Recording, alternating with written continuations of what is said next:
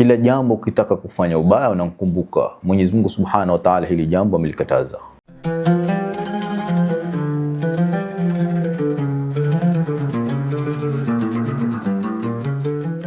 Assalamu alaykum wa rahmatullahi wa barakatuh. Nilikuwa na swali moja tu ningependa kuuliza Waislamu wenzangu. Je, umefaidika na nini katika hii Ramadhani? Ramadhani ambayo ni masiku machache, masiku 30 yamepita haraka haraka. Mimi mwenyewe nilipoanza kufunga siku ya kwanza nilishtukia tayari niko siku ya 30. Yani ni masiku yamepita kama upepo. Lakini baada ya kupita masiku yote hayo, tunafaa kujiuliza swali moja. Tumefaidika na nini na hii Ramadhan?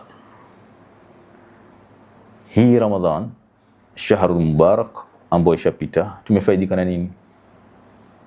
Lazima kabla hujaingia kwa Ramadhan ulikuwa umejipangilia. Nasema hii Ramadhan ikifika, kuna baadhi ya tabia nitaitumia fursa hii Ramadhani kuziondoa. Maybe nina tabia ya shida ya ghadhul basar. Nasema ikifika Ramadhani mimi sitoingia katika mitandao, nitajitahidi kujizuia ghadhul basar. Au nina shida ya uraibu fulani, natumia uraibu fulani, kasema katika hii Ramadhani mimi nitajaribu kutumia Ramadhani kuacha huo uraibu. Au una shida yako unajua baina yako na Mwenyezi Mungu Subhanahu wa Ta'ala, ukasema mimi hii Ramadhan nitaichukua kama fursa kutatua hili jambo. Nitakuwa na maabudu Mwenyezi Mungu Subhanahu wa Ta'ala kwa kufunga, na pia nitatumia muda wa Ramadhan kulitatua hili jambo langu ambalo na muasi Mwenyezi Mungu Subhanahu wa Ta'ala. Sasa Mwenyezi Mungu atujalie kwamba yale tulotiania kabla ya Ramadhan tuliyatekeleza ndani ya Ramadhan, na sahihi tunania kuendeleza. Ndio pale nikauliza umefaidika nini na Ramadhan? Sasa Ramadhan si muda tu unafaa kupita, ni muda ambao tunafaa kufaidika nao. Mwenyezi Mungu Subhanahu wa Ta'ala anasema katika Qur'an, ya ayyuhalladhina amanu kutiba alaykumus siyam kama kutiba ala alladhina min qablikum la'allakum tattaqun. Mwenyezi Mungu asema katika Qur'an, enyi mlioamini, mumeandikiwa, mumefaradhishiwa kufunga kama waliofaradhishiwa wale waliotangulia, ili muweze kumcha Mwenyezi Mungu Subhanahu wa Ta'ala. Lengo la Ramadhani Mwenyezi Mungu amelika wazi, lengo la kiujumla ni kumcha Mwenyezi Mungu. Yani kumcha Mwenyezi Mungu ni kumhudhurisha Mwenyezi Mungu kila jambo. You become God conscious. Kila jambo ukitaka kufanya ubaya unamkumbuka Mwenyezi Mungu Subhanahu wa Ta'ala, hili jambo amelikataza. Na Ramadhan ni njia mzuri, saum ni njia mzuri ya kujifundisha hilo. Kwa sababu saum unaweza kusema mimi nimefunga, kisha ukaamua ukaenda ukajificha, ukaamua kunywa kula ndani ya chumba, ukatoka ukajifutafuta na hakuna mtu ambaye atajua, na ukaonekana kwamba ukajisikitisha, ukaonekana kwamba unaendelea na kufunga. Yani saum baina yako na Mwenyezi Mungu Subhanahu wa Ta'ala.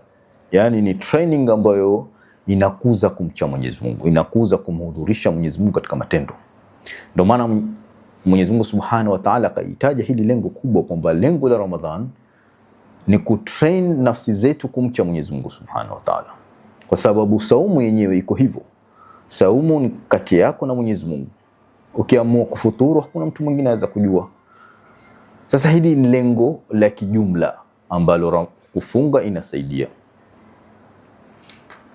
Na maanisha katika maasi yote Mwenyezi Mungu aliyokataza, tunafaa kumcha Mwenyezi Mungu ili tusifanye yale maasi.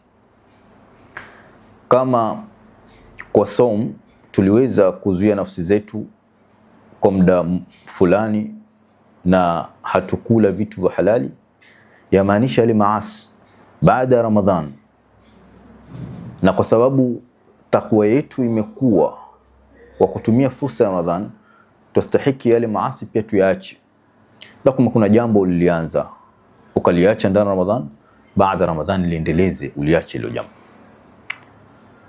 Na kupitia kwamba umejitrain ndani ya Ramadhan na kwamba ulikuwa una fursa ya siku 30 ukilikariri kuliacha hili jambo na ukaweza kuliacha na pia ukaweza kushinda nafsi yako, yamaanisha pia baada ya Ramadhan utaweza kushinda nafsi yako.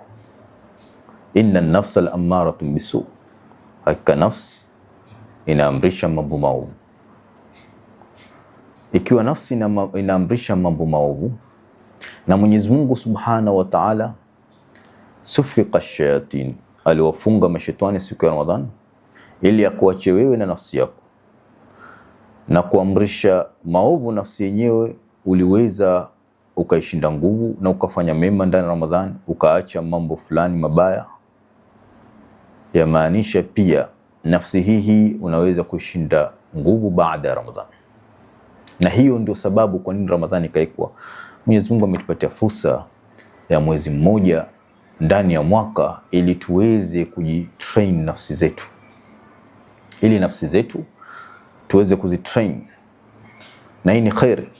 Unaweza kuitrain ile nafsi yako kwa muda wa siku 30, kisha baada hapo unapata nguvu mpya, unapata morali mpya ya kuweza kupigana na maovu.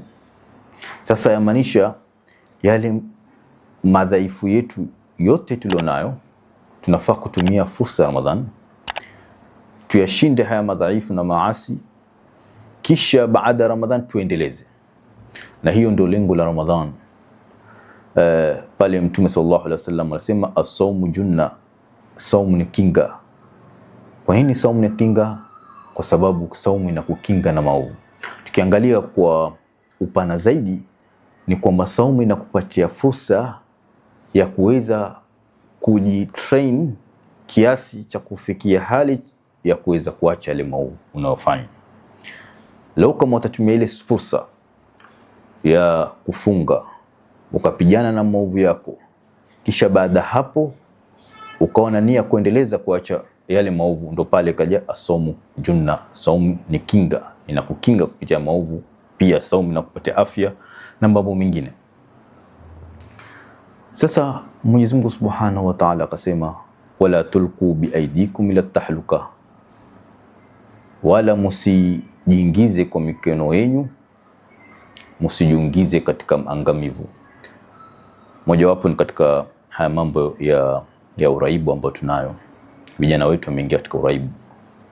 Na leo kama kijana una nia na ukamwomba Mwenyezi Mungu Subhanahu wa Ta'ala kwa moyo safi, ukamwomba Mwenyezi Mungu fi dhalamil layl, katika giza la usiku, kaambia Mwenyezi Mungu nitatulie hili jambo ambalo ninalo limenishinda nafsi yangu, kisha katika Ramadhan ukaitumia hiyo fursa ya kwamba unafunga mchana na huku ukiacha kidogo kidogo uraibu wako, kisha kwa muda wa siku 30 ukaacha ule uovu, ukaacha ule uraibu, huku ukimwomba Mwenyezi Mungu. Na baada ya kuacha, baada ya Ramadhani kuona nia kwamba utaendelea kuacha, basi maanisha hiyo ni fursa unafaa kuchukua. Ramadhani inakupatia fursa. Na mimi sidhani kwamba Muislamu ambaye ameingia katika uraibu kuna fursa ambayo anaweza kupatiwa kama Ramadhani. Leo kama wewe kijana kuna uraibu fulani unatumia, ukasema mimi Ramadhan nitaitumia kama fursa ya kuweza kupigana na udhaifu huu wa kuingia katika uraibu, na Mwenyezi Mungu akakuwezesha ndani ya Ramadhan kwa kupitia funga ukaweza kupigana nafsi yako, ukapunguza ule uraibu polepole mpaka ukauacha, kisha ukamwomba Mwenyezi Mungu ndani ya Ramadhan kwa kuswali tahajjud, qiyamul layl, na kumwomba Mwenyezi Mungu ikhlasan lillah kwamba hili jambo nitaliacha. Kisha baada ya Ramadhan ukatiania kwamba nitaliendeleza kuliacha, wallahi Mwenyezi Mungu Subhanahu wa Ta'ala atakusaidia na mwisho utajiona alhamdulillah nimeweza kuacha. Kuna watu wameingia katika uraibu na wameweza kuacha uraibu. Sasa sisi tunapaswa kutumia Ramadhan kama njia Mwenyezi Mungu ametupatia kuweza kujibadilisha, na huku kubadilika kunafaa kuendelea baada Ramadhan. Sasa swali tunafaa kujiuliza, umefaidika nini na Ramadhan? Matunda gani umepata kutoka kwa Ramadhan? Na hayo ndio muhimu. Kila Ramadhani ikiingia, tafuta mambo ambayo ulikuwa nayo ukiyafanya kabla Ramadhan na ukayaacha ndani ya Ramadhan, ukatumia fursa ya Ramadhan ukayaacha, kisha baada Ramadhan ukayaendeleza na yakaondoka katika tabia yako, ukawa ni mtu mpya. Sasa tutafaa kwamba kabla Ramadhan na baada Ramadhan tuwe ni watu wengine wapya kabisa. Yani Ramadhan iwe na athari yake. Ikiwa Ramadhan haikuwa na athari yake, na kama Muislamu, kijana Muislamu, umeweza kuacha mambo kadhaa ndani ya Ramadhan. Kama ulikuwa unakunywa pombe, uliweza kuacha pombe. Ulikuwa unavuta bangi, uliweza kuacha. Ulikuwa unaenda kutumia unga, mambo kadhaa uliweza kuacha. Sigara uliweza kuacha. Kisha ukasema baada Ramadhan ukarudi kule, ni kwamba ulikuwa huna nia ya kuacha. Yani kwako ulisema mimi nitaacha Ramadhan, lakini baada Ramadhan tarudi tena. Lakini kama ulikuwa na nia, basi nia inafuatiliwa na juhudi. Nia inafuatiliwa na juhudi. Umekuwa na nia, baada Ramadhan nitaendeleza jambo, tia juhudi, tafuta asbab, tia juhudi ya kwamba uache hili jambo, na utaona Mwenyezi Mungu Subhanahu wa Ta'ala atakuwekea taufik. Utaanza kuacha na utabadilika. Sasa sisi tunao fursa yani adhim na Mwenyezi Mungu kuna sisi, na kuna ayat nyingi ambazo zinazungumza kwamba Mwenyezi Mungu ukifanya asbab na juhudi ukenda kwake, basi Mwenyezi Mungu atakusupport na atakutulia taufik katika jambo lako na utaweza kulitatua. Na Mwenyezi Mungu asema la taqnatu min rahmatillah, usikate tamaa na rahma Mwenyezi Mungu. Useme kwamba kuna ubaya fulani, kuna asi fulani uweze kuliacha, kuna jambo fulani uweze kuliacha. Kwa muumini halistahili kuwa hivyo. Kwa muumini ni kwamba wewe jitahidi likarili jambo katika kujitahidi kuliondoa, kisha mwachie Mwenyezi Mungu Subhanahu wa Ta'ala. Utamwona Mwenyezi Mungu pia kwa kumuomba na ikhlasan lillah na kutafuta sababu na kutia juhudi, na Mwenyezi Mungu atalitia taufiki, utaweza kuliacha. Kwa hao machache inshallah, Allah tujalie ni wale wenye kusikiza mema na kuyatendea kazi. Na hii saumu ambayo tumeifunga na hii Ramadhan ambayo imepita ni yenye kubadilisha katika maisha yetu. Na ikiwa hii Ramadhan maybe hukuchukua fursa yake, Ramadhan Mwenyezi Mungu akiweka hai zinakuja nyingi. Na siku zote ukiingia kwa Ramadhan, ingia kwa malengo. Usiingie tu kama ni masiku yapo, uingie tu ufunge kisha yapite urudi pale pale ulipokuwa. Ingia kwa malengo kwamba hii Ramadhan naingia kwa lengo la kujibadilisha, na Mwenyezi Mungu Subhanahu wa Ta'ala atatubadilisha. Wa hadha, assalamu alaikum wa rahmatullahi wa barakatuh.